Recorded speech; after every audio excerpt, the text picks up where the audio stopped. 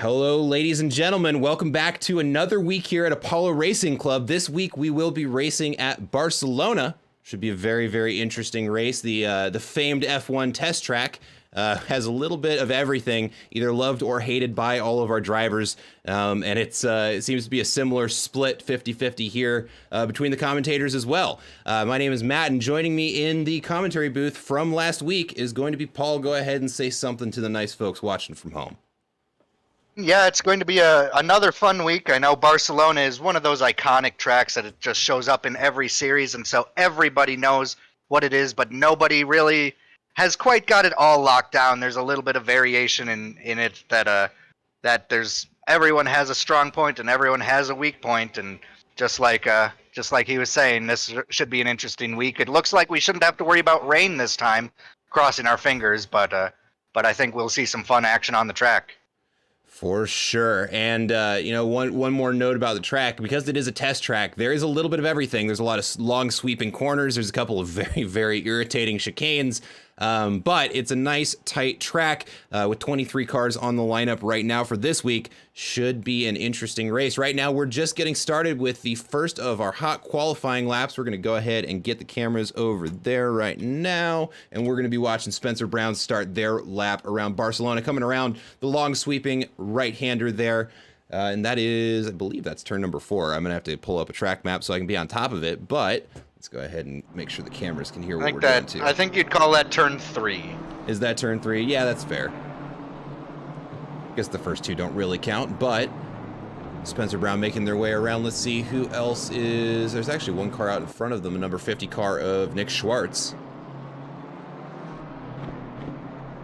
But there's not going to be a whole lot to say here until we start to get some lap times down. So for right now, we're just going to be taking a look at these camera shots. Enjoy a couple good looks at some BMWs here. As a reminder, if anybody's joining us for the first time, this is going to be our BMW Cup. All of the drivers are going to be driving the new BMW GT3 that was released in the most recent patch of the game. Also happens to be my favorite car right now, at least until they finally fix the aero bugs that it's got, and it is slowed back down to the pace of normal GT3 cars. But Nick Schwartz coming around, going to be coming up into potentially the most frustrating part of the whole track for these drivers. Going to be the last chicane here. Really is a tough one to negotiate in these GT3 cars, but he's able to keep it nice and clean, keeps those inside tires on the track, and this should be a valid lap for Nick Schwartz. We'll get a good idea of what our amateur times are going to look like here. Spencer Brown there in the background. It's going to be a 146.4 out of Nick Schwartz for the first hot lap of the race. Spencer Brown improves on that by about 0.8, and Jan Stam comes in and improves a little bit on top of Spencer Brown with a 145.6, and those are going to be our first 3 hot laps in.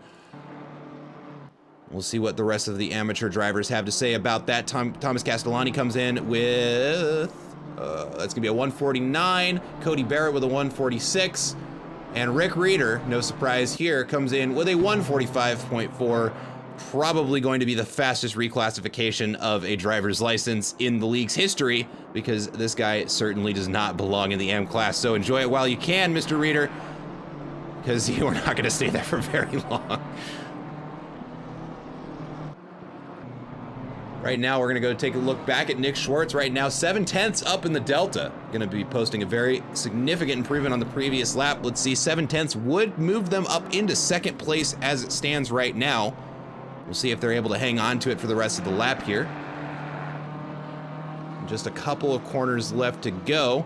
And there is a bit of a split in the amateur times right now. So Nick Schwartz with the 146.4, and then the next closest time comes out of Leo Lindsay in 7th place with a 148.4. So it is going to be interesting to see if those are just, get the safe lap in times, or if that's going to be what their pace is like. Barcelona can be pretty tricky if you haven't put a good amount of practice into it ahead of time.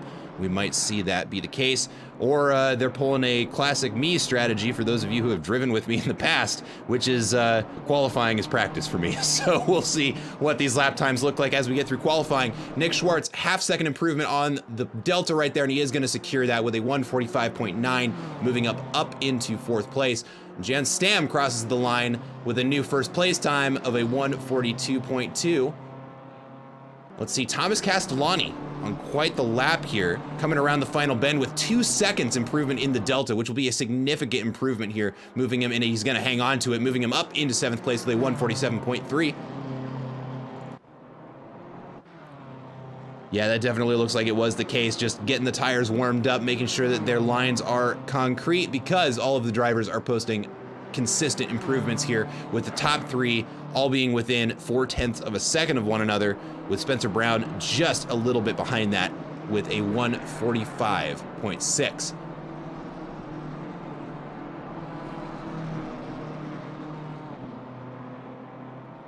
3 minutes left in qualifying here for the AM drivers. Just a reminder to anybody who's joining us for the first time, we do a split qualifying session here because we have the licenses differentiated. There's 20 minutes overall, 10 minutes for the amateur drivers to get their laps in, and then the final 10 minutes is reserved for the pro drivers. So we'll definitely be wanting to keep an eye on those top three amateur times, which are very quick, and we'll see how they stack up to the competition once we get the pro drivers in. Let's take a look over at Spencer Brown in the Relentless Motorsport BMW, one of the two. We've got Spencer Brown in the AM class and Dylan Kaiser in the pro class. So two cars racing for the same team. You'll be able to keep an eye out for that livery. The other one's the same color, but the highlight is blue. Spencer Brown had, in fact, the team had a little bit of rough luck at Hungaroring last week. Both of them, I'm sure, looking for better finishes right now. And if these lap times out of Spencer Brown are anything to say about what their performance in the race is going to look like, it is going to be a good day for this team, because he just posted the provisional first place time of a 1:45.175, edging out Jan Stam by just 0.03 of a second. And as we saw last week, Jan Stam definitely a quick driver not to be messed with. We'll see if any of the other drivers have something to say about that lap time. Right now, Leo Lindsay, 0.7 up in the Delta, 0.8, 0.9. It was a great corner for him. Not able to hang on to it in the exit, but a couple more corners here left for them to improve on that time. Gonna need to be a big one to move up into the top. Well, they are in the top 10, but to be able to hang on to that. 0.8 up into the Delta. And actually, that would be enough of an improvement to move them up into, I think that would be 6th place. We'll see what they're able to hang on to. Getting around the chicane here. And then around the final bend, let's see what that lap time is going to look like here. We'll know in just a second. It does look like it's going to be valid, and they're going to move themselves up into 8th place with a 1:46.1.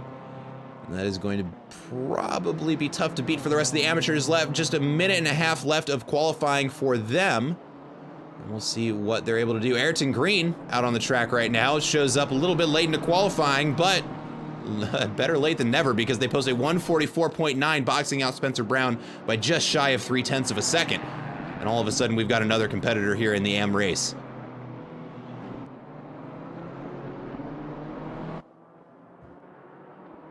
Looking around the field for any other large improvements in Delta here. Thomas Castellani doing an excellent job negotiating the track here. Let's see, where is he at? Just working the way around the last couple of corners here. We'll see that final chicane here in just a second. Right now, 0.7 up in the Delta would be enough to move him up into 11th place, I think.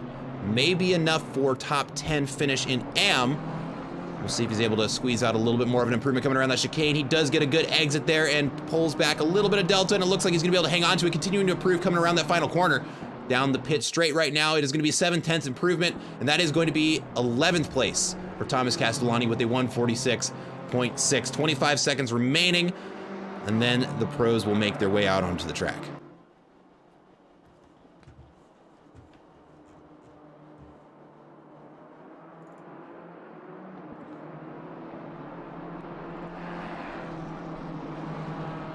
One of the things I really like about this track as a driver and as a commentator is just how open the track is. Ooh, Max Sunkenlap using every inch of it. Oh no, he's pulling over to get back to the pits. Okay. But a lot of medium speed sweeping corners, which really is fun in these GT3s. I've raced this track in both class of cars in this game. Definitely more fun in the GT4's bigger brothers, because that downforce really does help you get around those longer sweeping corners.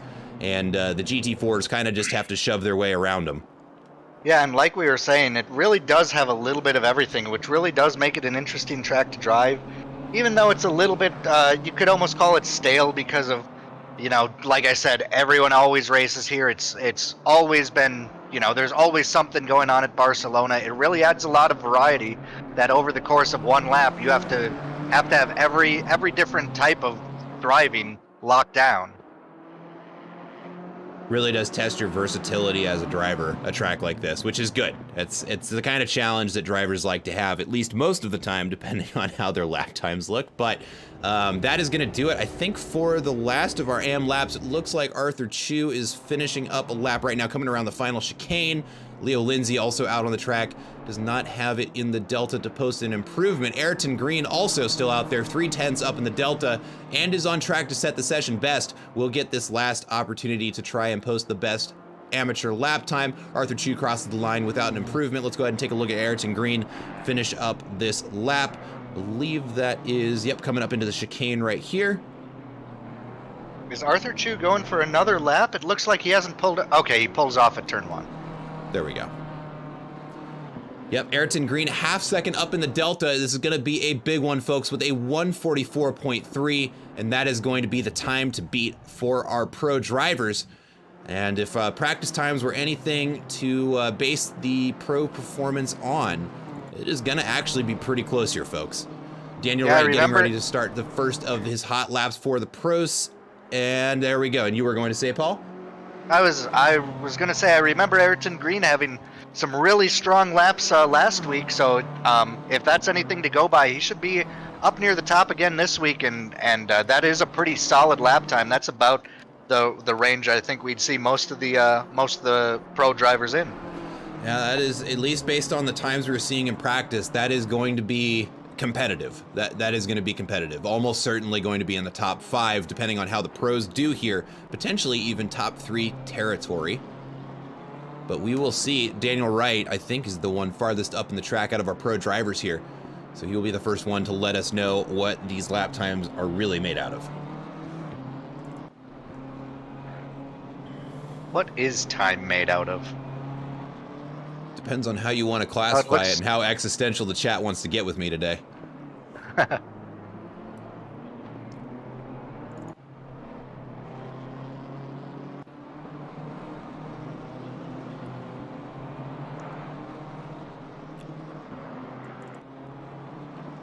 See, where is... I'm trying to figure out who's farther up on the track. Looks like Andrew Jaski is going to be the first one. No, Aiden Hasselbrock is coming around the final turn right now. Looks like this is going to be his first fast lap. And he is on for a pretty good lap, it looks like.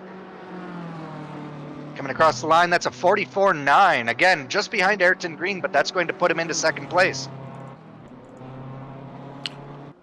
Daniel Wright coming around the final bend right now. Let's see what his lap time looks like. It is going to be a 1:44.8, 5/10 off, literally exactly a half second behind Ayrton Green. Right now, our AM driver's got to be feeling pretty good, but that is just the first of the hot laps out of our pro driver. They still got to get those tires up to temperature, so the real laps are going to start coming in after this one. A couple of updates on the other lap times. Andrea Alex Afonso comes across with a 1:45.5. Jan Stam with a 1:45.2. Let's see, other pro drivers. Ice Tin comes with a 1:45.7, and Andrew Jaski with a 1:46.0. And you know, you really can't judge by one lap, but the fact that Ayrton Green just beat Daniel Wright by half a second, that's making a statement right there. It is. That is a really quick lap. That is a very, very quick lap. Now, we'll see what Daniel Wright is able to do once he gets his tires up to temperature. Right now, looking to post a slight improvement of 0.2. We'll see if he's able to hang on to it. Aiden Hasselbrock coming around the chicane right now. Or excuse me, not the chicane. They're getting ready to approach the chicane. There it is. I've driven this track before. And meanwhile, Jeff Bone has displaced Hasselbrock with a 1:44.9, just 0.02 of a second faster. We'll see what he has to say, because right now this lap is looking like it is going to be a monster of a lap. Currently 0.7 up in the Delta, will be the session best if he completes it, and he does. Aiden Hasselbrock with a 1:44.2, sneaking away first place from Ayrton Green by just 0.1 of a second. Wright's on pace to challenge that at the very least. He comes across the line, and it looks like he's just short of 1:44.332, just 0.03. Right? Yeah, 0.03 up on Ayrton Green and 0.1 down on Hasselbrock. Let's go ahead and take a look back at Michael Yaknis. Half a second up in the Delta on their previous lap. Michael Yaknis, we've seen, has the potential to be very, very fast once the race begins. Ooh, gets out a little bit wide on the exit of the corner there. That is going to be an invalid lap for him. He's going to have to get around the track and try to set another one. A little bit of commentator's curse there. Very sorry if you're watching this, Michael. Let's take a look at Dylan Kaiser. Almost 1.5 seconds up in the Delta. Gets a little bit loose there on the back end, but manages to keep it nice and composed. Comes around that left-hander there. Charge up into the hill. It's important to get a good clean apex here. It lines you up nicely for the chicane. Gets it back out to the outside there. Nice kiss of the apex there. Opens it up nicely onto the exit of the final straight, and that is going to be a valid lap for them, I believe. 1.6 seconds up in the Delta would be a monumental improvement for them. Let's see what they get across the line with. That is going to be a 1:45.8, moving them up into 14th place.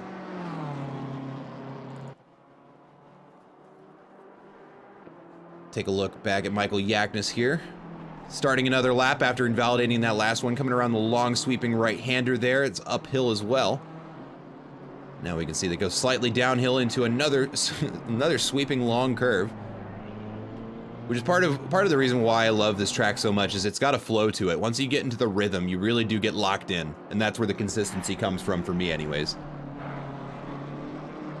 Even though it's definitely an improvement, Yaknis isn't showing too much, just 0.3 up. That wouldn't even be enough for a top 10, I don't believe. Just barely into the top 10. I'm gonna have to change something up here, whether it's unless he gains a lot of time in the last sector. You know, it may also be the case that they're just getting the practice in during qualifying. Like I was saying, Michael Yaknis is proven to be very, very consistent once it comes race time, and consistency is pretty good for survival when it comes down to it, and surviving means you're going to pass cars just by being on the track longer. We've got an update from the chat from our boy Fred Fosberg. And then the final sector comes, and you want to die. It's true.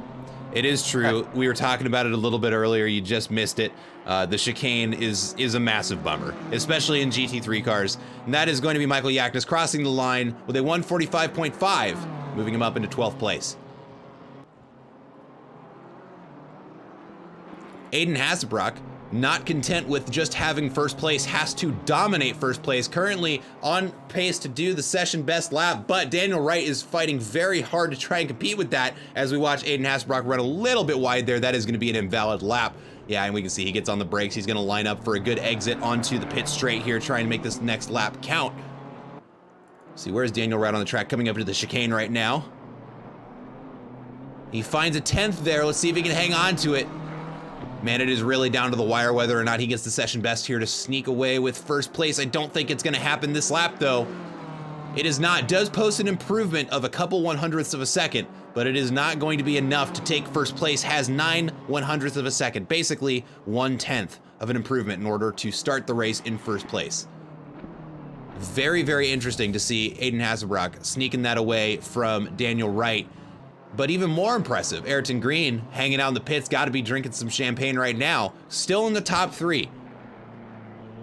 The question is, would you want pole position here? Because, yeah, you get the bragging rights, but that optimal line in turn 1 just reverses on you right away going through turn 2.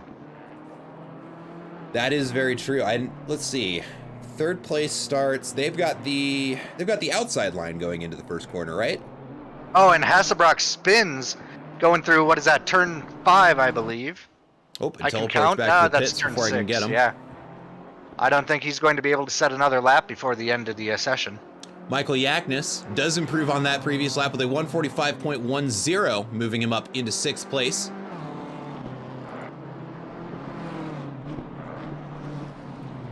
And it looks like, yep, that is the end of qualifying. Man, that happened fast. Well, there goes 20 minutes, folks.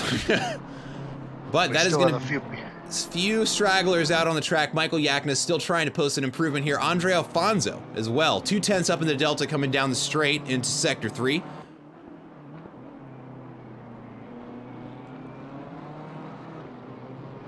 And they're holding on to it so far. This is going to be the sector of truth. This really is where it all comes down to. We'll see how he does coming around that corner. Get out nice and outside there. It's looking good. Got a little unsettled there. Kisses the curb a little bit too much and bumps him out, but is it gonna affect the Delta just a little bit? It's bleeding away ever so slowly, but not quick enough to prevent him from an improvement. That is going to be a 145.1 in the final hour for Andre Alfonso to secure 8th place.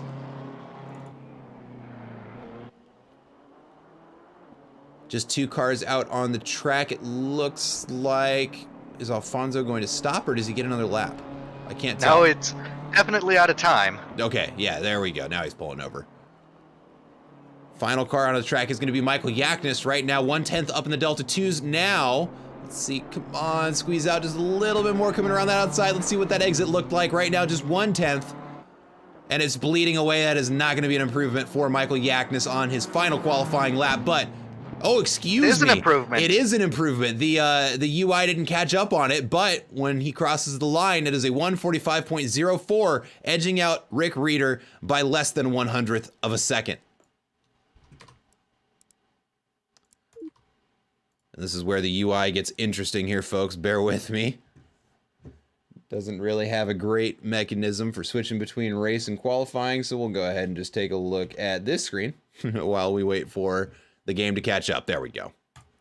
There we go. Now let me click the drive button, please. Por favor. Would really love it. Yeah, I think I'd make the argument that though Aiden Hasselbrock ended up on pole and with a solid time, Daniel Wright really kind of has the optimal line for the start, because as soon as he goes around the outside of turn 1, he ends up on the inside of turn 2 where all the chaos happens. And then he's got a strong run coming on to turn 3 in that short backstretch.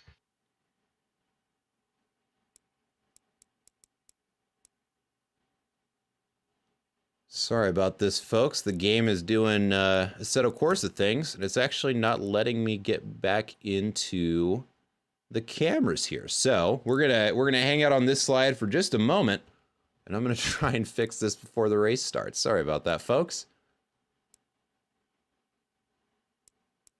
Go ahead. I just got to do it this way. That's what I got to do.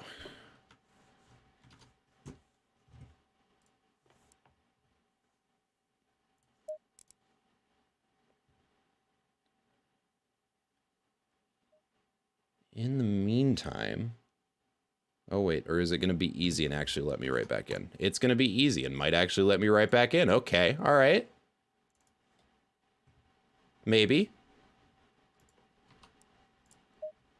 Okay, yeah. All right, we're back in, folks. I'm getting the cameras set up now. Sorry about this. Oh, professional streamer. Everyone, make sure to thank your bus driver. Yeah, exactly. Uh-oh. Where is now? There we go. Okay, do I have cameras? I've got cameras. Let's go. All right, let me get this back over on the race here. All right, here we go.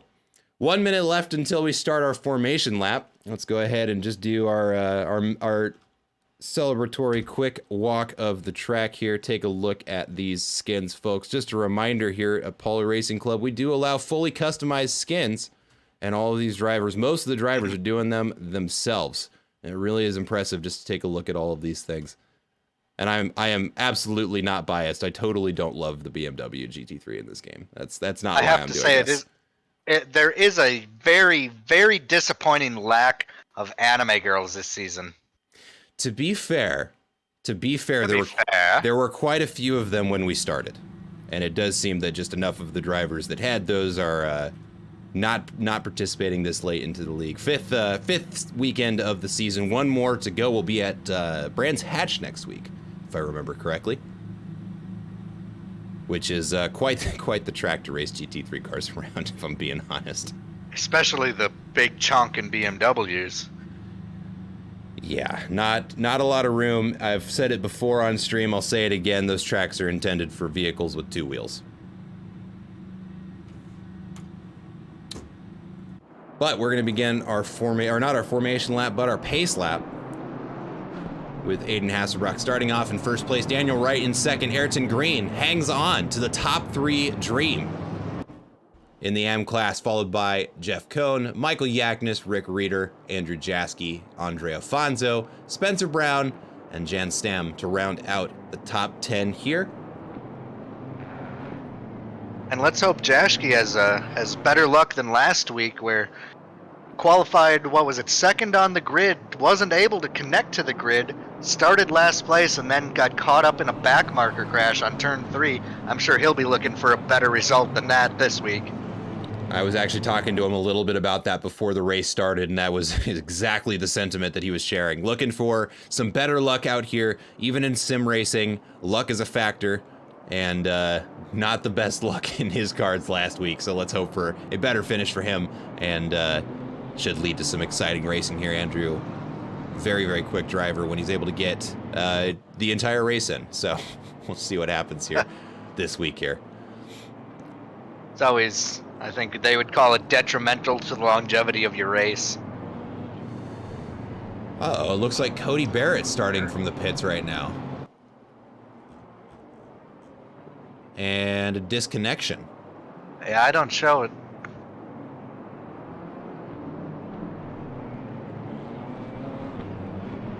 Not sure what happened there, but I saw one car in the pit and then one car went away.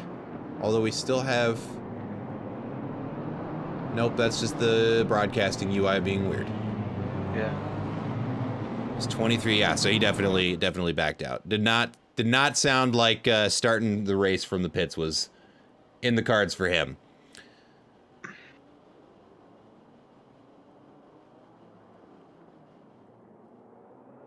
About halfway around, just now entering Sector 3 here. And just a couple more corners until we get this... Excuse me, I got hiccups. This race underway. Go ahead and take this opportunity to thank all of our partners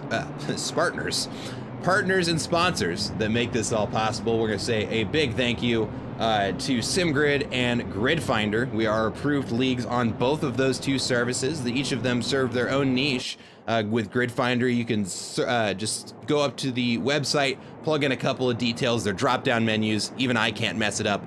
You select the game you want to race in, the league, time zone, all of that fun stuff, and it will find you a league to get started. We are, again, approved on GridFinder. Also, SimGrid helps us orchestrate all of this madness and chaos. Another fantastic resource for finding leagues to get your sim racing career started. Also going to say a big thank you to Driver61. Driver61, for those of you who don't know, excellent resource for all things sim racing and real life racing. But that is going to do it here. Green light is blinked and the race is underway as our cars charge down the straight down into the first corner. And the question is it going to be drama filled or is it going to be peaceful? We'll know shortly. We've almost got 4 wide going down to the first corner. A lot of cars trying to do a lot of different things at the same time. And right now it looks like they're going to keep it nice and clean. Let's go ahead and take a look at the helicam here and see what things look like. And it looks like Cody Barrett has reconnected. He's coming out of the pits right now. Excellent. You love to see it. 24 cars back in the race, folks. And we are going. Spencer Brown, Andre Afonso both managed to sneak up a position in the first couple of corners there. Looks like we managed to keep it relatively chaos-free so far here at Barcelona. As we start to get to the point where we're going to start lining up single file here. The drivers are more or less figuring out who their competition are as they come around the next of the longer sweeping left-hand corners here. 2 wide there, the 2 BMWs trying to get around the same corner, the outside line, not as quick, and it looks like that is going to lend itself to Jan Stam trying to get the inside line there, coming up the hill, and he's going to hang on to it. That is going to be, it looks like a position gain for Jan Stam, now up into 11th place. Let's take a look up at the front of the pack here and see what they're doing. Everything looks like it stayed orderly. Aiden Hasselbrock is pulling a gap out, but everyone is basically right in their starting positions. Aiden Green still holding on to that 3rd place position and keeping a good gap to the 4th. And it looks like there's a yellow flag there at that hairpin, the turn, what is that, 9? Oh, driving backwards on the track. I didn't see who that was. You're not sure who it was. The yellow flag looks like it was Dylan Kaiser. Uh-oh. They were facing backwards. It looked like they were nose to nose with, I believe it was Peter David. That was the yellow flag I saw. So Dylan Kaiser back on the track, coming up into that chicane we've been talking so much about this season, but 1 lap down for our lead cars as Aiden Hasbrook starts the second lap of this race.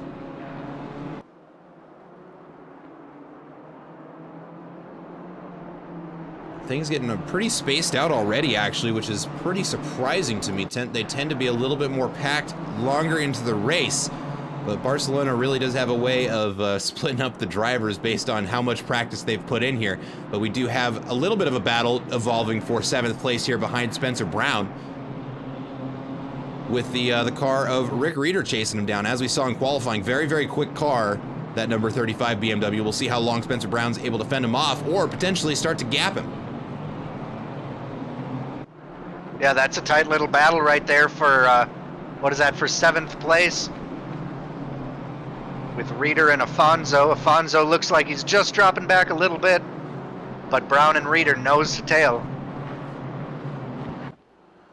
I'm just certainly going to look at that camera shot, folks. That is just a thing of beauty. All of these BMWs charging up the straight here in Spain, and then hard onto the brakes into the final sector of this track,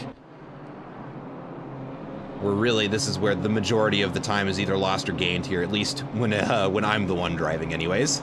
But Spencer Brown doing an excellent job of keeping the car going the right way around the track and fending off 2 cars fighting behind him. Afonso and Reeder getting ever so close to one another as Spencer Brown seems to be pulling a little bit of a gap to the 2 of them. Yeah, Afonso was about a second back going through the 2nd sector and made it all up coming up to the hairpin. And right now he's right on the tail of Reeder. And I think Spencer Brown is breathing a little bit easier as he sees them chasing each other behind him and he can pull away. Yeah, definitely a sigh of relief for Spencer Brown. Not having to worry about defending the car behind does mean he just gets to focus on taking advantage of the fact he's got clean air out in front of him. Try and get a little closer to that BMW that is keeping him out of, what would that be? That would be 6th place. And ever so closer to the top 5 here in that race. But now the battle is on between Alfonso and Stam here. And he's trying to send a move up. It looks like he's looking inside turn 4.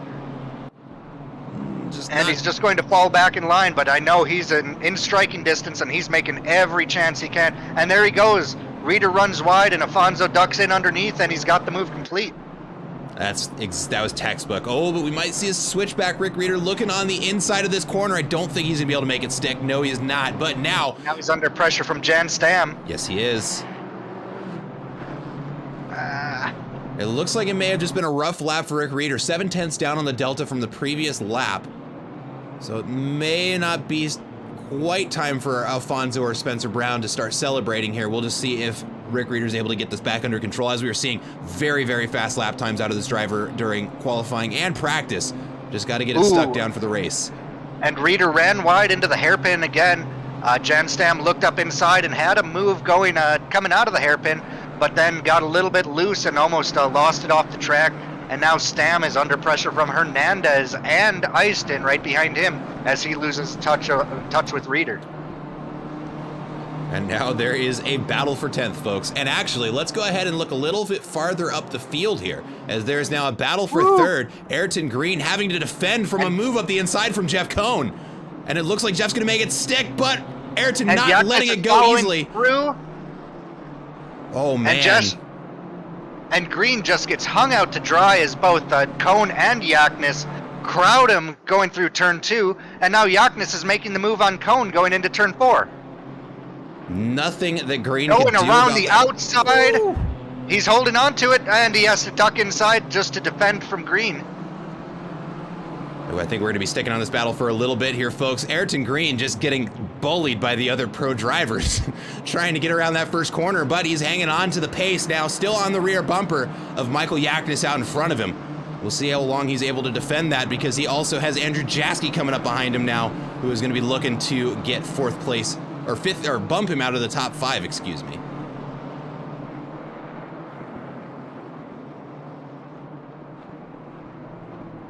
It's amazing how quickly that can happen from top 3 to 5th place in the course of 1 corner. That's all it takes.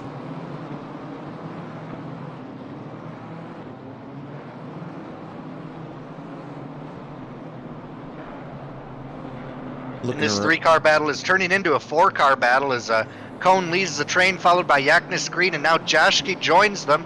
And Spencer Brown runs a little bit wide, but he's trying to catch up to the back of the train too.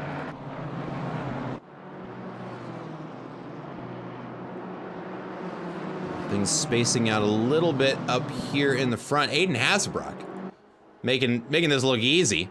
Daniel Wright still trying to track him down. 1.6 seconds behind him, though. See how long he's able to hang on to this. But Aiden right now putting on a phenomenal performance here in Spain. It is not often that you see a gap like that in front of Daniel Wright. Although, like I said last week, these drivers have been putting in the time. They have been practicing very hard. And it might be the end of Daniel Wright's dominance here if this is taken away from him here at Catalunya with Aiden Hasselbrock leading the race. Jeff Cohn on a remarkably good lap here right now, 8/10 up in the Delta. Not quite enough to get the session best here, but will put him, I think that's going to be the second fastest lap of the race if he's able to hang on to it. And Michael Yaknis hanging closely behind him.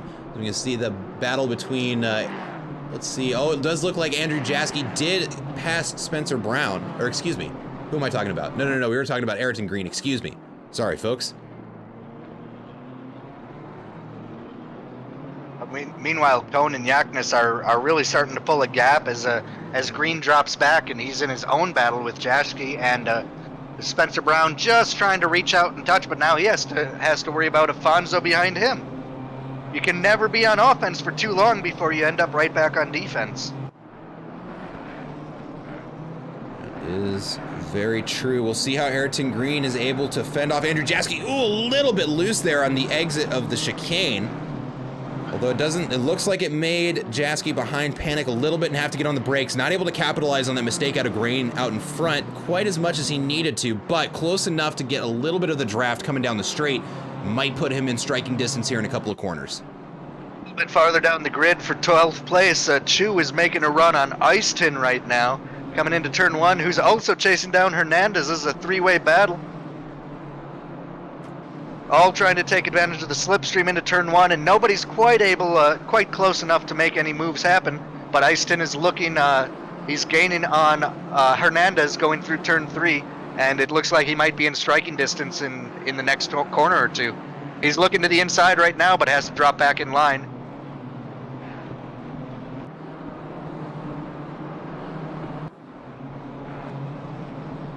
And I think by the time we get to the back straight, he might have a move to send up into the hairpin. An update on the battle for 5th right now. Ayrton Green and Andrew Jaski going side by side, almost pushing each other off of the track there, but a very well defended position for Ayrton Green there.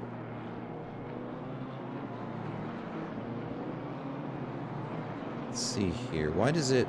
There it goes. I don't know why it said he was in 7th place there, but he is indeed in 5th. That's just the game doing game things. Spencer Brown takes advantage of the fact that Jaski overshoots the corner there and is able to get a position. Now that is going to be Ayrton Green 5, Spencer Brown 6, Andrew Jaski 7.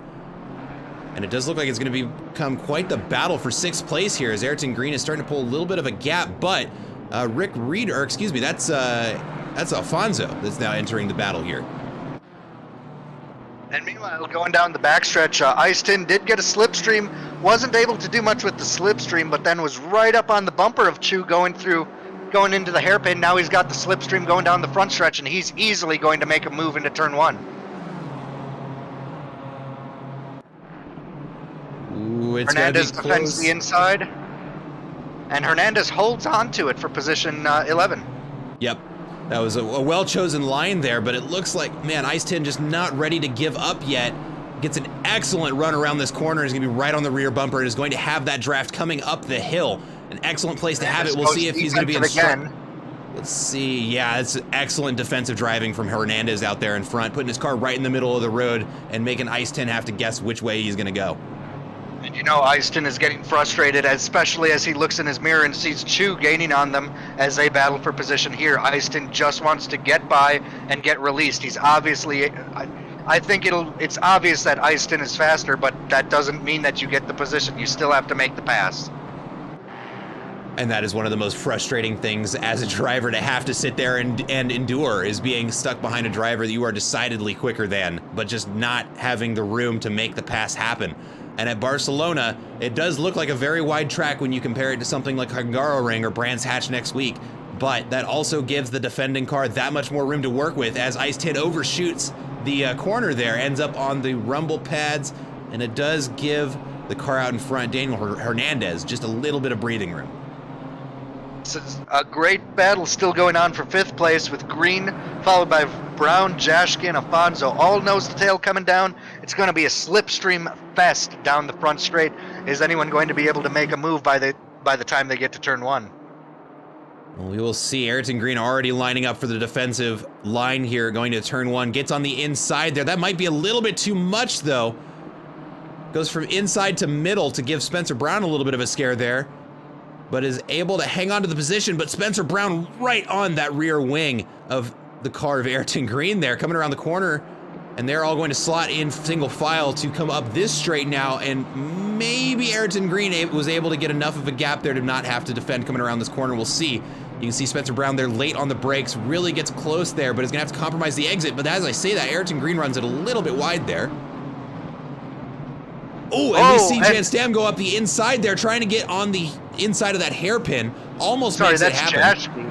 I think Jaschke just overshot his braking point and just about spun Spencer from getting into the back end, and Spencer is able to hold on to the position.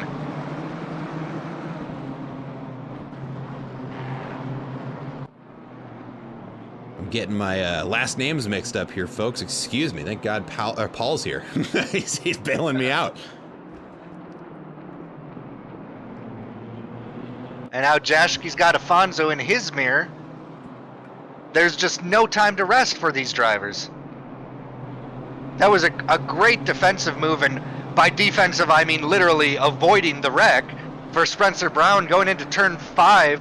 Just probably looked in his mirror, saw Jaschke growing bigger, and just moved out of the way and let him try to take it. And now Brown runs wide at the chicane. He rejoins, and he rejoins right in position, but it looks like Jaschke has a run on him going down the front stretch. Spencer Brown goes defensive all the way to the inside, followed by Jaschke and Afonso. They're all hugging the pit lane wall. They're side by side going into turn 1. Brown holds the position around the inside, but now Jaschke's got the inside of turn 2, and Spencer Brown holds it around the outside, and Afonso follows him through. Jaschke's the big loser in that one. Just lost position just by getting crowded out by Brown. Same thing we saw happen to Ayrton Green just a couple of laps ago. Happens to one of our pro drivers there. Light contact. Afonso just didn't quite turn in, and Jaschke started his turn in.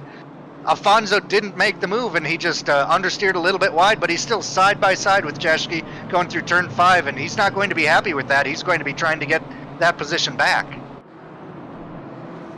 The question is, will he be able to get it back? Andrew Jaschke is a little bit quicker per lap, it looks like, at least from the numbers I'm seeing here. But we'll see if he's able to hang on to it here. Definitely does not look like it doesn't look like Alfonso's going to give it up without a fight, though. Man, look at that train of cars still staying nice and packed up here. The battle for, what would that be? That would be 5th place. Still raging on. Yeah, Green and Spencer Brown are starting to pull out gaps, but Jaschke and Afonso right nose to tail, followed by Reeder, and now Jan Stam is joining the back of this train. Looks like we got a little bit of action going on for the battle for 13th place behind Nick Schwartz here. Max Sunkenlap and Ice Tin now battling it out between these 3 cars. How did Ice Tin end up all the way down there? That is... Wasn't he just in 11th, 12th place a few minutes ago? I'm very curious about that as well. I think you did mention him running wide, but I thought he held on to the position. Yeah. Not sure what happened. Nick Schwartz going on the defense there, puts his car right in the middle of the track. He's going to make these other 2 cars guess it. Looks like they're both going to try different lines there. Look, oh! Ice Tin and Sunkenlap almost having a bit of a different disagreement on who was going to occupy the inside there. Manages to get around the corner without any contact, but that does allow Nick Schwartz to pull a gap to the 2 of them. Oh, I just looking back at the replay, Ice Tin was right on the tail of Hernandez fighting for that 11th position going into the turn just before the chicane. He got a little bit of snap of oversteer and spun it around before the chicane. Lost 3 positions out of that.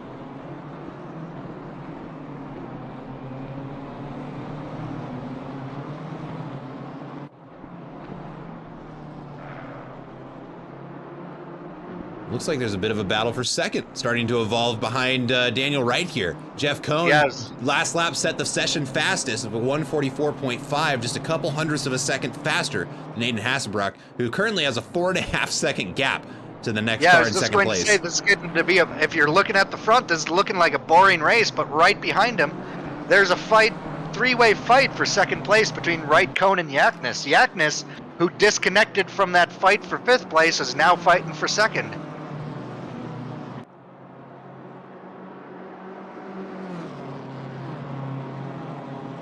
Nobody quite in striking distance yet, but everyone in distance just enough to loom over the car in front, make them think about you, whatever they're doing.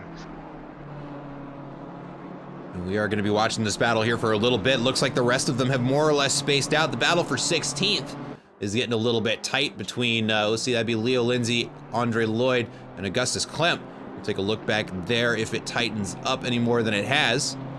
But right now, Ice 10 looking up the inside, coming into turn 1, trying to get around Something Lap, just not enough room to make it happen. But Something Lap runs wide, goes over the bumps. Ice 10 is going to make the move around the outside here, I think. I think he's got the speed to make it happen too. We'll see. He goes for the crossover. He's going to go for the inside going into turn 4. I don't think Something Lap is even going to think to defend. In fact, he runs wide, but Ice 10 backs out early. Sometimes it's better not to force your nose in there if you know you can't make it happen. That's going to be he's going to try and line it up for another lap here. And Something Lap is going really defensive. He checked up early and just dove to the inside to guard that inside line going into turn 6. And Ice 10 having a rough time trying to get around traffic right now. He is just being bullied out of the positions right now, but excellent defensive driving from our amateur driver out in front, Max Something Lap. Yes. I think I see a faint plume of smoke coming out of Ice 10's car from the steam that must be coming out of his ears trying to get past these slower drivers.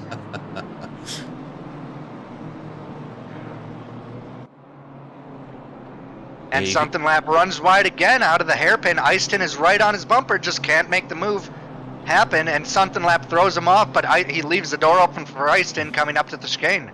Ice 10's going to have the move complete here, and Something Lap just lets him have it. I think he knows that it's not worth the fight for him. The pressure from behind is clearly making Something Lap lose a little bit of concentration. He was running wide and missing apexes. Yeah, there's something to be said about defending your spot if you're a little bit faster or a little bit slower than the guy out in front. But oftentimes when there's a big differential, it's just better for both people's races to let them pass and just get back to focusing on driving as fast as you can rather than defending. As I say that, 20-minute mark has passed. The pit window is open. And I don't think we're going to see... We already have our first taker. Do we really? That's Castellani coming into the pits right now. Yeah, I see that. That is surprising. I think he was in pit lane before the window even opened and just barely crossed the line in time. Does he have damage on the car? Do you see anything? Not that I can tell. Interesting.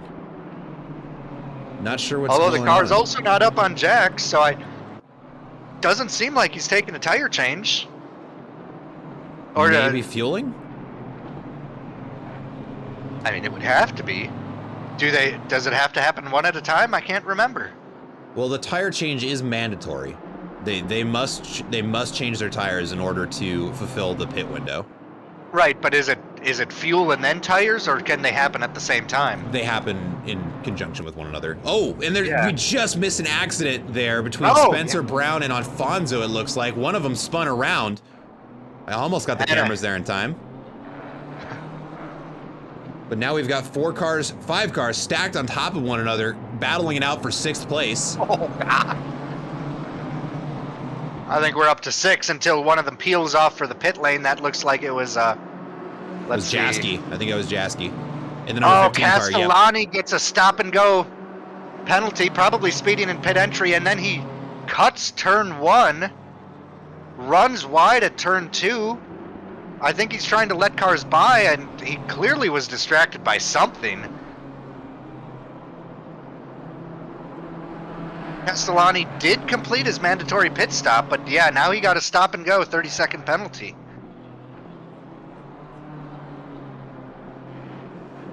We have another taker in pit lane. I just missed who it was. That is Jaschke. He's the one that peeled off from the battle for 5th. which is still raging on right now. Spencer Brown under fire from Jan Stam. Rick Reeder right behind him, followed by, it looks like, Daniel Hernandez. And I have to think this is a strategic move from Jaschke, being stuck in that train. He wants to pit, get fresh tires, and be released into clean air.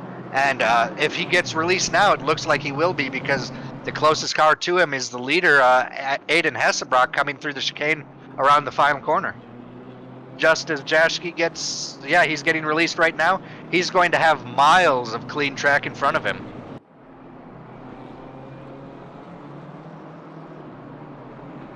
Maybe I spoke too soon. Aiden Hessebrock's going to come out right alongside Jaschke. And then Jaschke picks up the stop and go 30 exiting the pit lanes. He did too. This has not been going well for our drivers. I remember last week there was just penalty after penalty. I believe someone even picked up a penalty serving their penalty.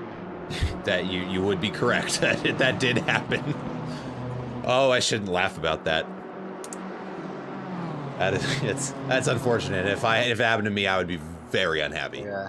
I'm happy to say I've never picked up a penalty for the pit lane. I think the only one I've gotten has been for track limits. Well, now you've gone and jinxed yourself, sir. Oh, yeah. And now we got Afonso in pit lane, and looks like Castellani coming in to serve his penalty. Afonso clearly same position after he was backwards. He just wants to get new tires on, possibly fix any damage, but just get released from the battle he was in.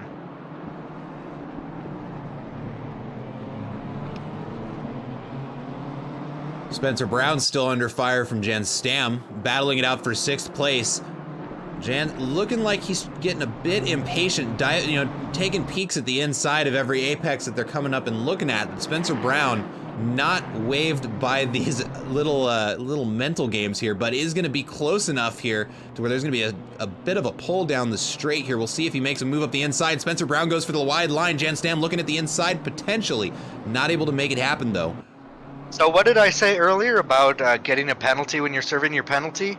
No. Castellani gets released from the pits, and he's still got to stop and go. I don't know if he picked up another one or somehow failed to serve that one. That's really, let me see. Yeah, he does still have it. Interesting. Jaschke comes in to serve his penalty. Behind him is Katz, and Afonso is still in the pits. That seems like Afonso is just exiting. No penalty for him. That's a good sign. We're going to go ahead and take a look a little bit farther back down the pack here at Leo Lindsay in 16th place. Has 2 cars trying to take it away from him. It's going to be Augustus Klemp and Dylan Kaiser. It's just gloop. Now I want to go watch that movie. Leo Lindsay goes into the pit stop to serve their mandatory pit. Looks like the other 2 cars that were chasing him down are going to continue the battle. That's going to be between Augustus Klemp and Dylan Kaiser here.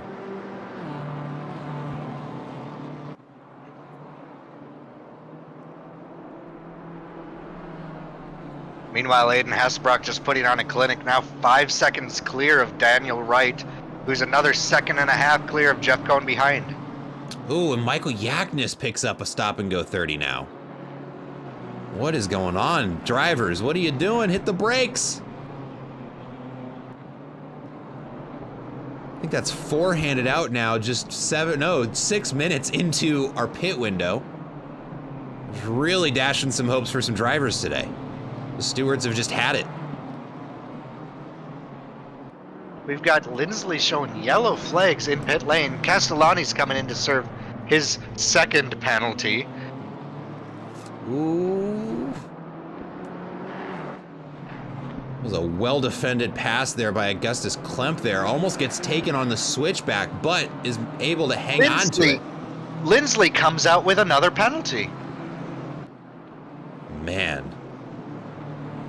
You can see it over on the left-hand side of your screen, folks. Everybody who has that little red flag that says SG30, that's what we're talking about. These are drivers who are going to have to enter the pit lane again, put the car in park, wait 30 seconds, then they get to leave. That is not a fun penalty to have to serve. I wonder if there's a glitch going on with the track, because I believe not every driver has gotten it, but more drivers have gotten it than have not. Couldn't tell you. We'll have to look at the replay after the race and see what was going on there. Not really a whole lot we can do about it right now. Let's see how he fares. And it looks like he comes out clean this time. Nick Jones ends up with a stop-go.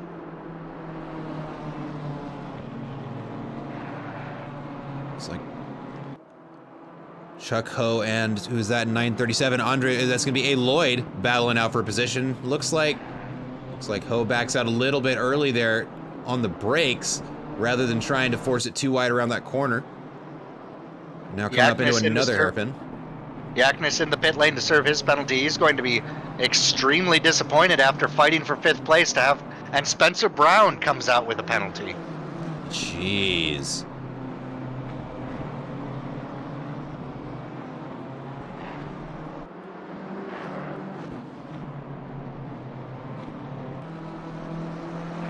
It's odd to see a couple penalties, much less everybody that comes through.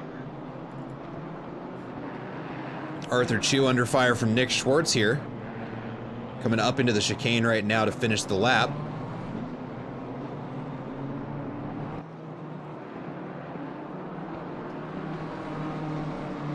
Neither driver serving their penalty or their pit stop yet. I've seen so many penalties. I want to say penalty, but they don't have penalties. Nick Jones coming into the pit lane for their penalty with something lap behind, and Nick Jones makes sure to slow down.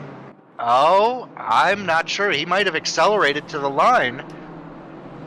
Was below racing speed but carried just more than pit lane speed up to the line. I'm not sure if they were able to get on the limiter in time. I tell you what, though, this is going to throw some interesting tactics and interesting, it's going to be hard to keep track of who's in what positions. Yeah, for a little bit anyways, but watching Arthur Chu and Nick Schwartz, it does look like Nick Schwartz is able to get the inside line coming around that hairpin and is going to get that position away from Arthur Chu pretty easily, it looks like. We'll see if he's got anything to say about it coming up into these corners, but it does look like that is going to be a very clean overtake from Arthur Chu there. And now Chu has to worry about Easton behind. Yeah, who's had a nice recovery after we were looking at him down in 15th, 16th place. I'm sure it's mostly just because of the cycle of pit stops, but if he just learns the lesson that the other cars in front of him haven't learned and slows down for pit lane, he should be on for a great gain. And speaking of slowing down for pit lane, Daniel Hernandez picks up a drive-through for speeding in the pit lane. Number 1 car, Leo Lindsay, has 1 lap remaining to serve their penalty. Looks like 2 going for the number 92 car. That's going to be Augustus Klemp. Looks like Nick Jones, Lindsley, Klemp, Brown, all carrying stop-and-go 30-second penalties. And a drive-through, like you said, for Hernandez. Aiden Hasselbrock in the pits right now. At the halfway mark of the race, going to be getting some fresh tires in, and with a lighter fuel load. Really going to see what Aiden, who's been holding back this whole race. Daniel Wright and Jeff Cohn still out on the track.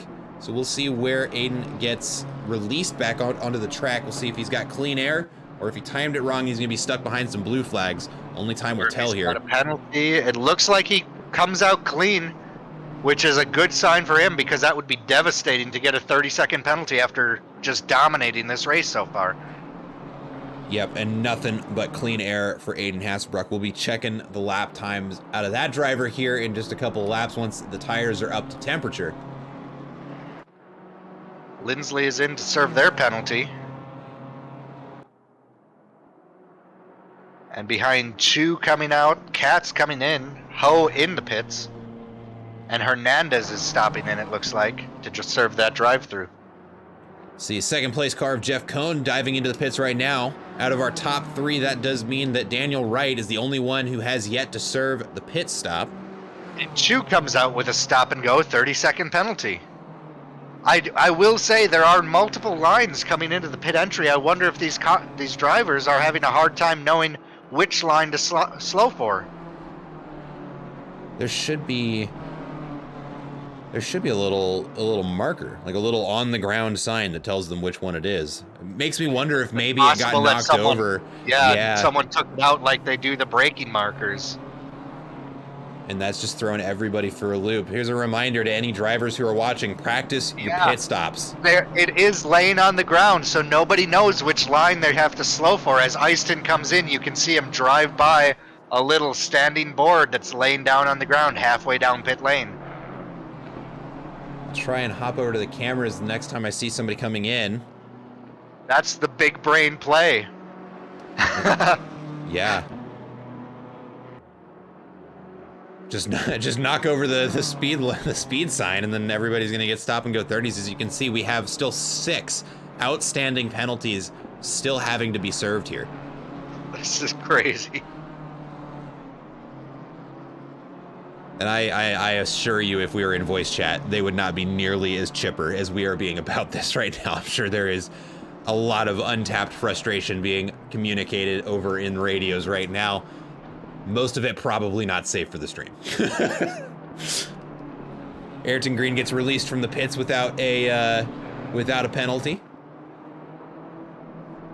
A reminder, this is our AM driver who qualified in 3rd place, now in 7th place after serving a pit stop. Ice-Tin.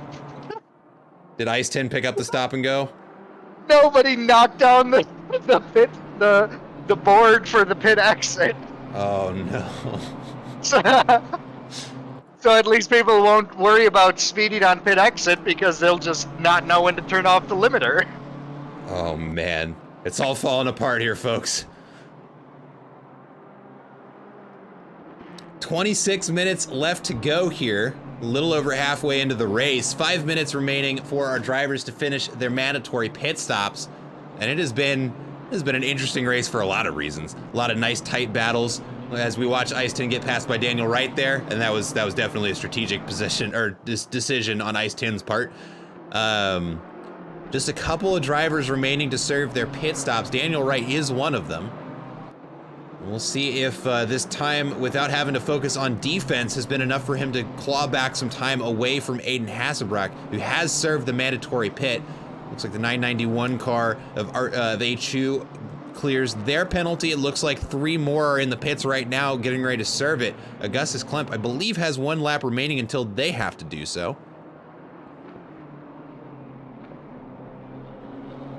Where are they on the track? Yeah, if you jump on with Klemp right now, he's slowed down, but you can see his pit board right there.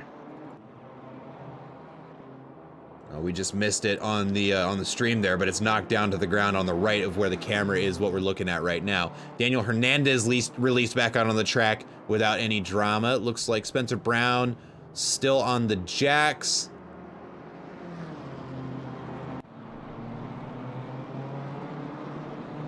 Let's see Peter here. David into the pits right now. Comes in 10th place, and if Peter manages to exit the pits without a penalty, might actually be able to hold on to maybe not 10th place, but a good position not far from there. Cody Barrett doing a good job of saving the race right now in 5th place in front of Jeff Cohn. Still has a pit stop to serve, so we'll see where he's released back out on the track. But the only advice I have to give him is just get on the brakes in time and don't turn off your limiter too soon. And honestly, statistically, this race, that's going to be a massive improvement for position for him after having to start the race from the pits. And Lindsley has a penalty. I know Lindsley had Cody Barrett runs wide after the hairpin coming up to the chicane. It looks like he's struggling on those tires. Yeah, it might be time to get it into the pits for him. We'll see what he does here in just a moment. He has to come in next lap. He's not going to have enough time for a 3rd lap afterward. Or maybe just 3rd lap.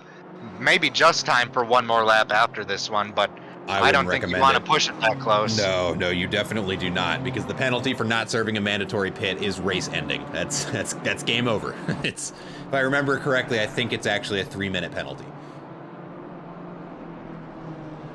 All right, Daniel Wright's still out on the track. Nick Schwartz comes in. Looks like we're clear of penalties right now, which means that Lindsley must have just come out of the pits to serve that penalty. And Lindsley comes out in last place. he going to be right in front of Daniel Wright? Ooh, that's an interesting spot to get let back out on the track. Neither driver's fault. Daniel Wright does get around on the outside there just fine. Looks like Lindsay just stayed on the brakes and didn't accelerate right away. Excellent decision there. But Daniel Wright... drivers, you're looking at Nick Schwartz, I believe, right behind Daniel Wright. Oh, excuse me. Yep, you're right.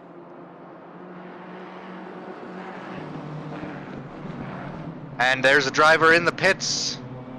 Car number 101 of Jan Stam. Didn't jump on soon enough to see where they slowed down. Don't normally think that's something you have to keep track of, but this is the apparently the week to do it. Yeah, we'll be keeping... Where's Cody Barrett on the track? I can't remember. When Stam overruns his pit box, has to back up to get into the pit box for service. It's going to be a little loss of time, but again, considering everything that's happened this race, I don't think that'll be much to worry about. No, and I would tend to agree with you here. And car 27 in the pits now. Who is that? That's Cody Barrett, peeling off from the his top 5. Looks like Cody was slow enough to make the pit line. Hopefully he didn't have any grease under the tire from the pizza that's all over his car. Daniel Wright is going to be the last to serve his mandatory pit stop. Comes in. Stam out without a penalty in 6th place. And Daniel Wright definitely on the brakes there soon enough. Gets on the pit limiter before that first line. Is going to have a nice slow crawl up to his pit box and will get released back onto the race. The question is, where is Aiden Hasselbrock? And it is going to be close. I still think Aiden has it. The question is, by how much? And that is an answer we will have shortly here as he is rounding the long hairpin there. One more corner, now we'll see the chicane next.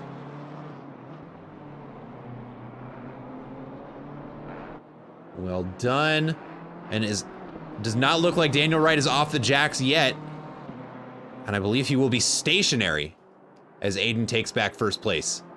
Yeah, easy peasy for Aiden Hasselbrock. Wright just drops off the jacks as Hasselbrock drives through at full speed. It's going to be more than 5 seconds where they entered. Yeah, it's potentially double digits there.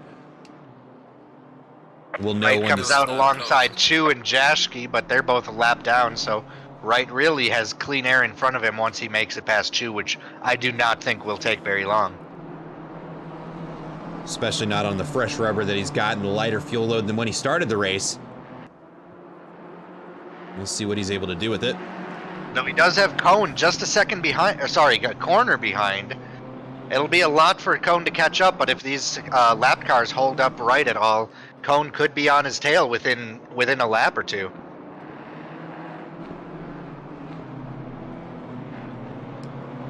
Looking around the field, it looks like we have two pretty close battles for position. We've got Lloyd and Sunkenlap battling it out for 9th place, and then a little farther up the track, we have Nick Schwartz and Ice Tin battling it out for 7th. We'll take a look at that battle here in just a second. But I want to see what these two drivers do on the inside. It does not look like Sunkenlap's going to be close enough to try anything on the inside. So let's go ahead and hop a little farther up the grid and take a look at Nick Schwartz putting on the defense against Ice Tin here. Daniel Wright still sandwiched between these lap cars. Meanwhile, Hasselbrock has a full straight of a gap on Wright. I think it's going to take a big mistake from Hasselbrock for Wright to have any chance of challenging for the lead. Though Chu runs wide coming up to the chicane, which releases Wright, but it also gives up the position to Jaschke. Jaschke now in 15th place as Chu drops down and still isn't quite at full speed coming onto the front stretch.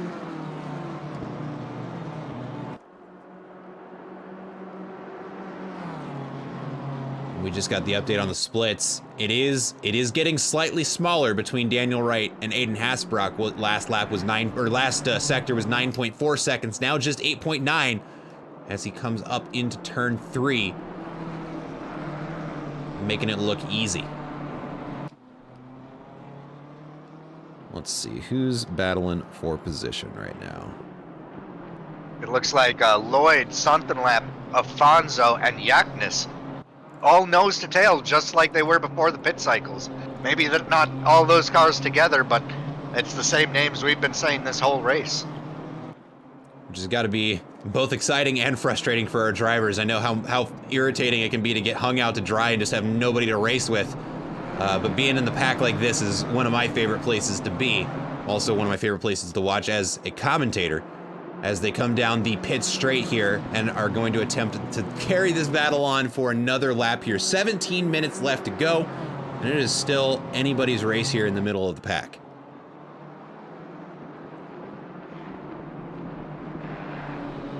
Looks like all three drivers just doing their best to keep their cars going the right way around this track. You see that BMW out behind of Afonso gets a little bit loose, but is able to get it back under control coming around the long sweeping left-hander there. Right-hander, excuse me, I know my directions. Ooh, and Sontenlap gets a little bit wide there, and there's almost contact between him and Afonso. Afonso manages to avoid it by diving to the inside of the circuit there. Niall Drake in the chat, some close battles, nice. Yeah, it has been an exciting race this entire time. Lots of battles to watch, and right now we've got a 4-car battle for 9th place, forming up behind Andre Lloyd here. Max Sontenlap in the focus here, under fire from Afonso in the 999 BMW as they charge down the straight to begin the 3rd sector of this lap.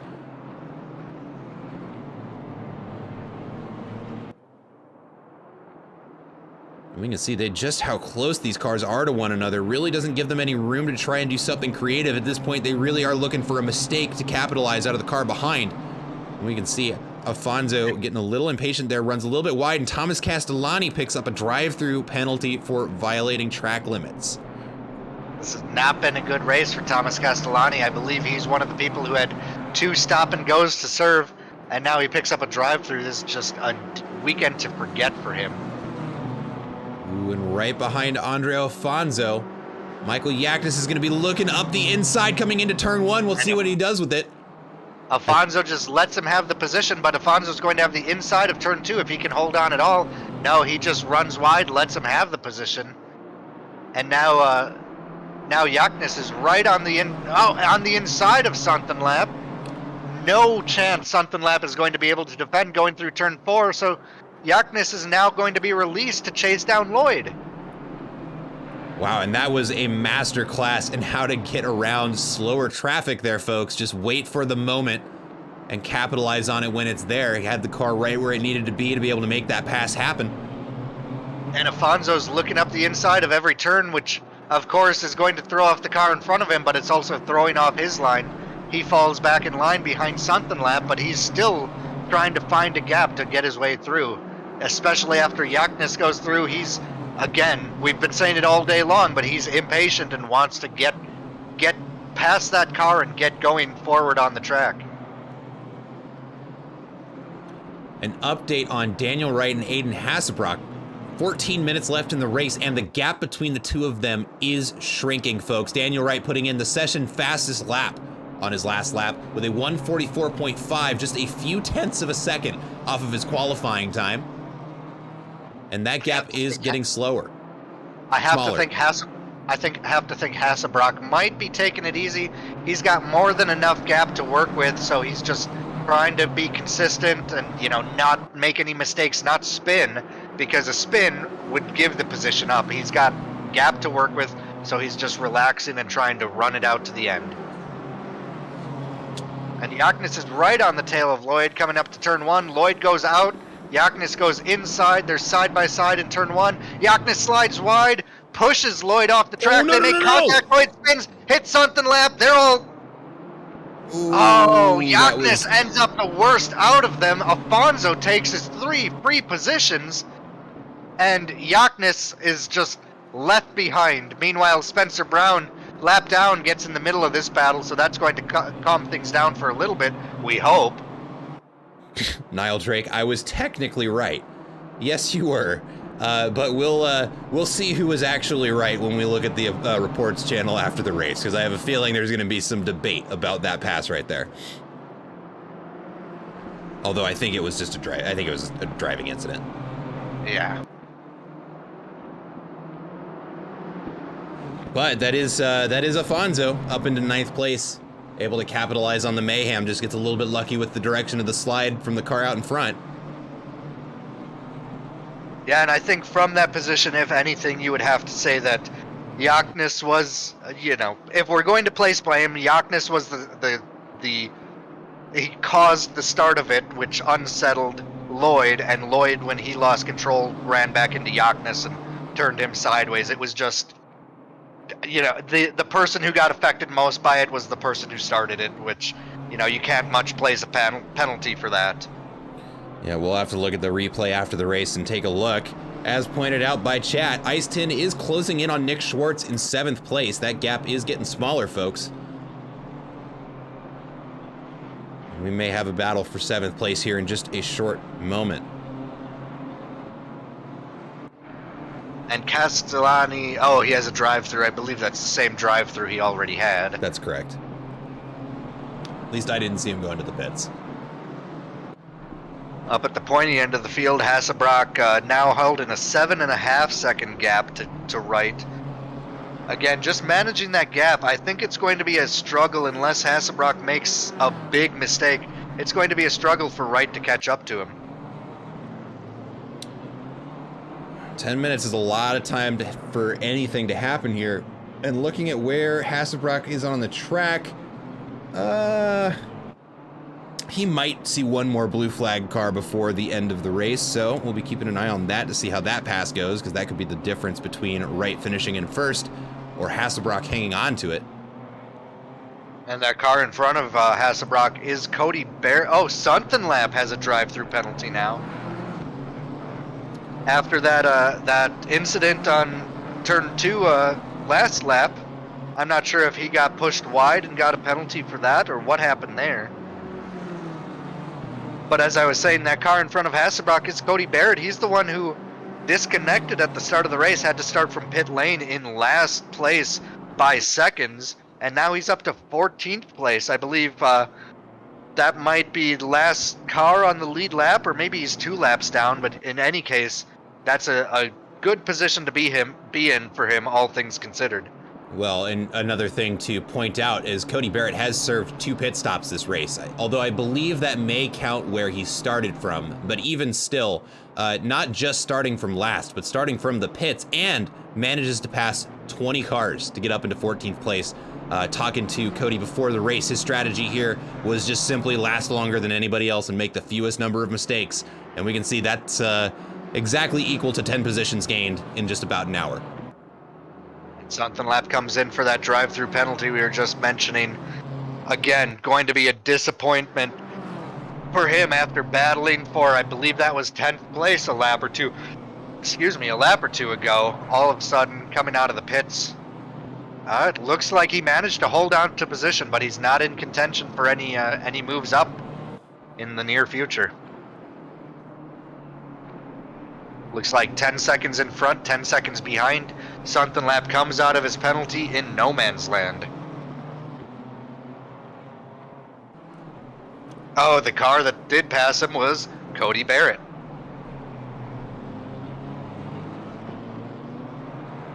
Yep, and it looks like, let's see, speaking of Cody Barrett, back on the cameras here, Aiden Hasselbrock getting ready to overtake him. Let's go ahead and we're gonna watch this for a little bit. Ooh, Hasselbrock gets a little bit squirrely on that exit curb going through turns 6 and 7. Manages to hold on to it, and he's down that back straight, and just trying to grab onto the tail end of that slipstream from Barrett. That gap with Daniel Wright now down to 6.5 seconds. That's about a second in 2 laps, which, again, I don't think that's going to be enough unless it starts falling. I don't think that's going to be enough for Daniel Wright to grab onto the back end. Not with 8 minutes left in the race, and these are just shy of about 2-minute laps. It would require a pretty big mistake out of Aiden Hasselbrock right now to yield that position to Wright. And Hasselbrock doesn't go for the slipstream from Barrett. Barrett moves to the inside, lets him through. Hasselbrock weaving down the front straight. I'm not sure if he's having a hard time keeping his tires warm. We've been seeing him slip and slide through the last sector, so he might be dealing with cold tires. The track temperature is down a little bit, but I wouldn't think enough to really make your tires struggle. I think what's more likely is just the fuel load of the car, depending on how he was set up for his race setup. If he's running an especially stiff setup with that lighter fuel load, it is going to be a little bit more skittish and bumpy of a ride, which might explain why we're seeing that back end step out on him a little bit. And if that is the case, these last 7 minutes are going to be a very dangerous last 7 minutes for Hasselbrock, because he is going to have to really focus up and make sure he keeps that car going around the track the same way it has been this whole race, as that gap between him and Daniel Wright is now less than 6 seconds. Yeah, I may have spoken too soon. That gap dropped about a full second in the first sector of this lap. Yeah. Let's go ahead and take a look back at the battle between Nick Schwartz and Ice Tin. The battle for 7th, it is raging on, and it's been a little bit of a rubber band battle between him and Nick Schwartz. Ice Tin seems to get right up on that bumper and then just isn't able to make the pass happen, and he is running out of time here in Spain to try and make that pass happen. Just 6.5 minutes left.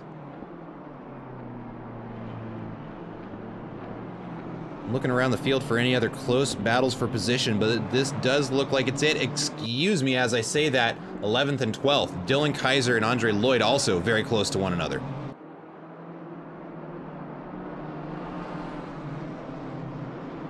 How far ahead is Michael Yaknis on the track?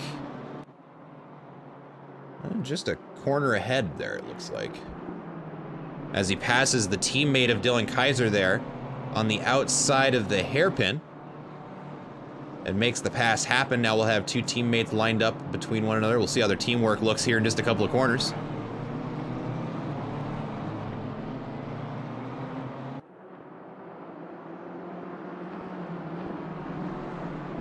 Where is Spencer Brown positionally? He's in 20th place. I'm not sure. Oh, it must have been a result of the penalties there, because, yeah, definitely putting down some quick lap times here. And meanwhile, that gap between Hasselbrock and Wright for first place, holding steady at about 6 seconds. It's up to 6.2 right now. Last lap it was 5.9. I think Hasselbrock has found his groove a little bit again, and maybe part of the issue with his tires was him just not pushing hard enough. And so he's turning the wick back up a little bit to try to get some more heat and keep that gap that he has held all race long. But the car in front of him spins. That's Thomas Castellani off at turn, I don't know, we'll call it turn 10.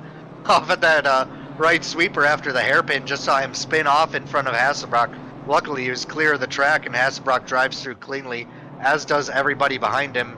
And it looks like Castellani is just rejoining now. Easily dropped a few positions from that. Or not. It looks like everyone else was on a different lap, so he manages to make a big mistake and still hold on to his position. Ice Tin still trying to fight it tooth and nail for 7th place. Nick Schwartz, that gap is getting just a little bit smaller. And it does look like he's going to have the draft coming down the back straight. Might be able to gain just enough ground to try slipping on the inside. Doesn't look like it from this angle. Doesn't look like it as they get there either, but it looks like, ooh, Ice Tin in a little bit better of a corner there. And actually the battle for 11th place is getting interesting.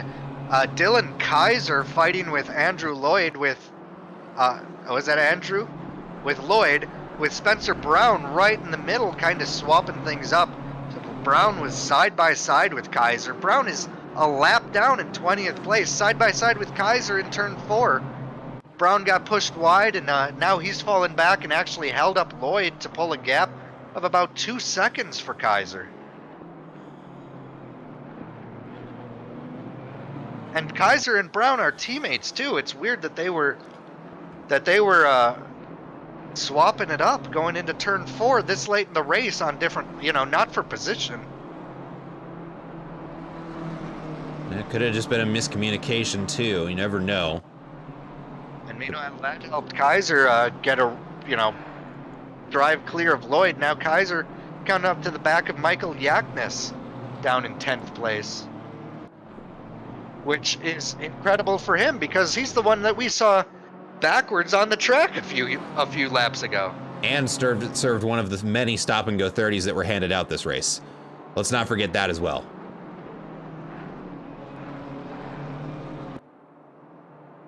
Ooh. Gets a rear end of that car. Michael Yaknis there gets a little bit excited, gets a bit of a hop up off the curve, but he's able to get it back under control without spinning the car. Sure, Dylan Kaiser getting excited to see the car out in front, getting a little unsettled there, but is going to have some work to do if they want to catch up to that car and potentially snag a top 10 finish. Just 2 minutes left here in Spain for him to, or for them to do so. We'll see what they're able to pull off. This is one of those races I would love to see the flow of the positions everybody's had just all over the place, especially through that pit cycle. You know, you have to have it, you know, presented in some other way because it's just impossible to comprehend how cars have driven up from the midfield up into the top 5 and then fallen down through penalties and then driven back up and spun. And you know, for next race, I'll have something set up for the stream. I technically could show that. I just don't want to try and set up a scene in the middle of a race. But let's see here. I know for sure we'll be able to get it from SimGrid after the race. Anyways, this battle between Michael Yaknis and Dylan Kaiser is getting very, very close. Now just a half second between the two cars. But it's going to be the last lap. I don't think, and I've been saying it all race, and now I can say it a little more confidently, I don't think Daniel Wright can make up 5 seconds in a lap. It would take a big mistake from Hasselbrock, a spin at the very least. Running wide won't be enough. As he begins the final lap of the race, I do think that is curtains for Daniel Wright's first place hopes here. So we're going to take a look here at the battle between Ice Tin and Schwartz here, as it has gotten very, very close. Just a couple of tenths separating the two cars. They will have 2 laps to finish out this battle to see who finishes in 7th place. Ice Tin looks up the inside. Not quite enough room there, but positions himself well for a pass somewhere in the 3rd sector here. He's going to lock in on the rear wing of the car out in front. But that dirty air is going to make it very, very difficult for him to push around these medium speed corners as hard as Nick Schwartz is. And Eiston's going to be in prime position to get all of that slipstream during the long front straight. That is one of the key features here at Barcelona. And if Nick doesn't go hard defensive, that's going to be an easy position for Ice Tin.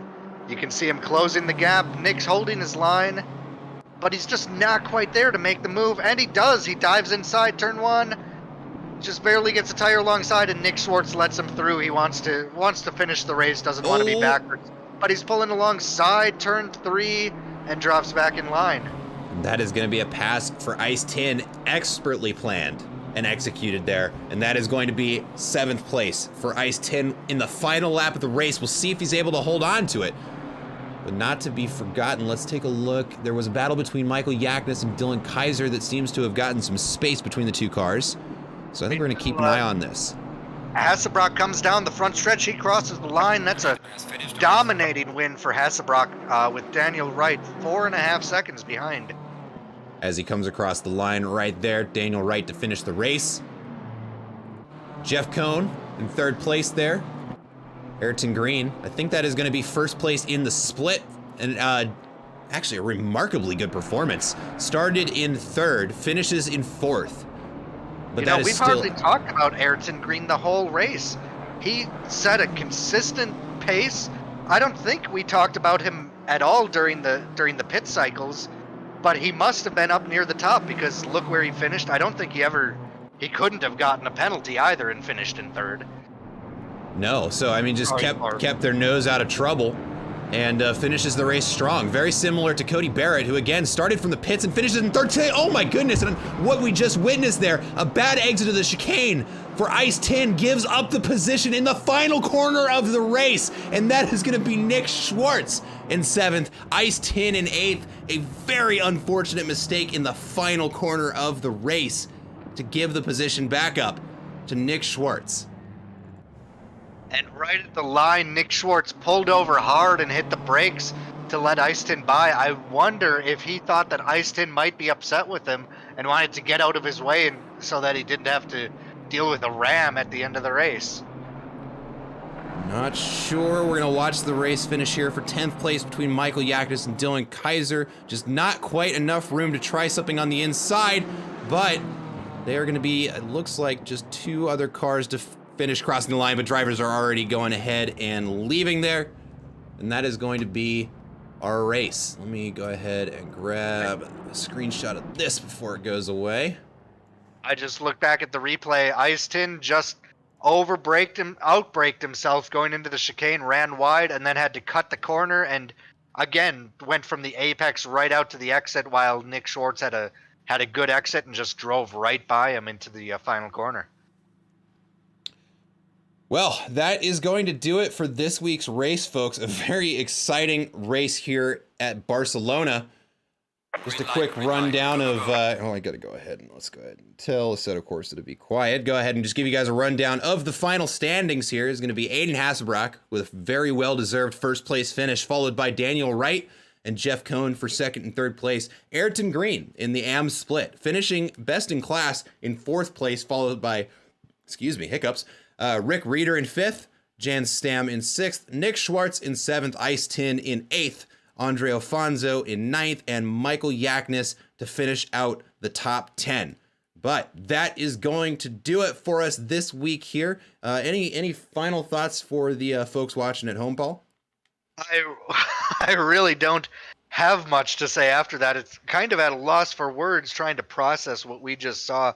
Again, all of those ups and downs of the penalties and the close battles, the cars that you thought were going to dominate and drop back, and the cars that started at the back and drove all the way up to the front.